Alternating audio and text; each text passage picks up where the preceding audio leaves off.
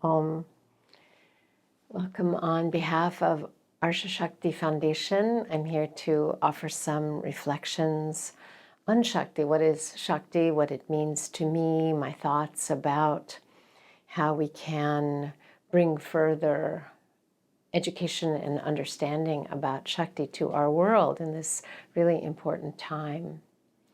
So to ask the question, to speak about what is Shakti, for me is like saying, what is God? What do you think about God?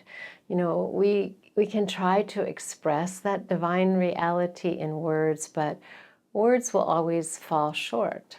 So with that said, I see Shakti as the divine cosmic power and the intelligence of supreme consciousness that manifests as all the worlds, the divine power or the divine mother. Shakti is the power of creation, the power to know, to act, to will or desire, the power to experience. Shakti is everything. This divine power is also, of course, within every being. It is the Kundalini Shakti, the latent power that brings forth our spiritual awakening. As a divine power, Shakti is the transformative energy of life. It's really important to know that.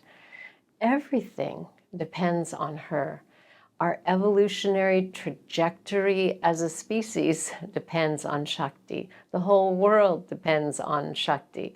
Nothing happens without Shakti. Nothing.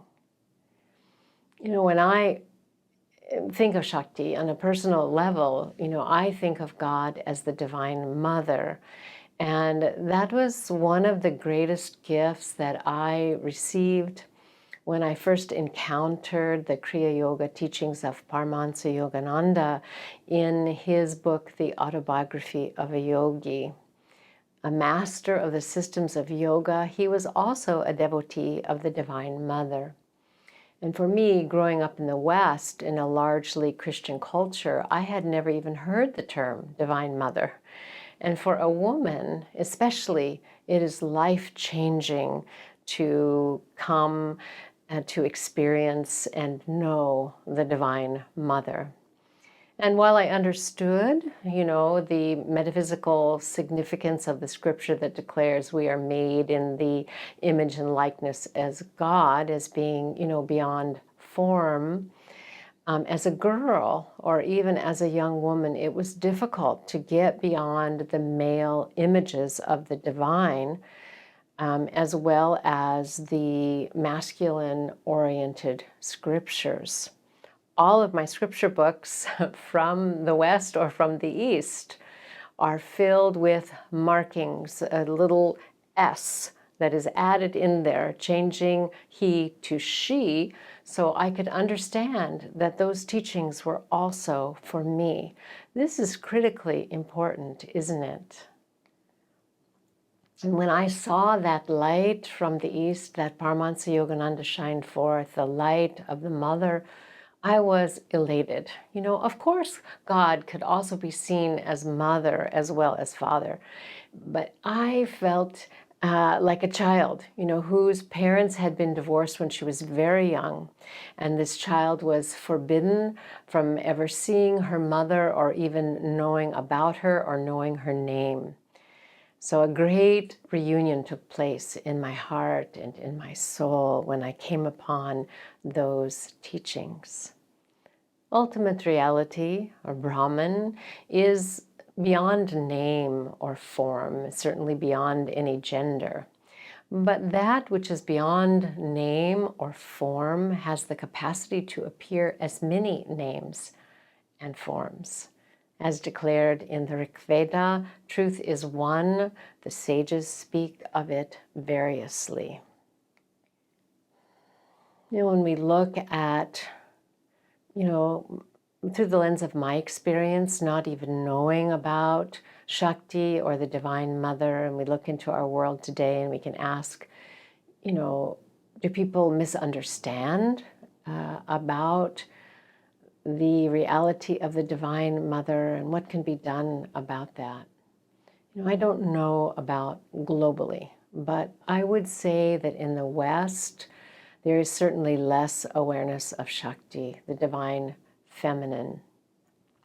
And this is really important because as by extension of that lack of knowledge, we are not aware of feminine power, feminine worth, or dignity.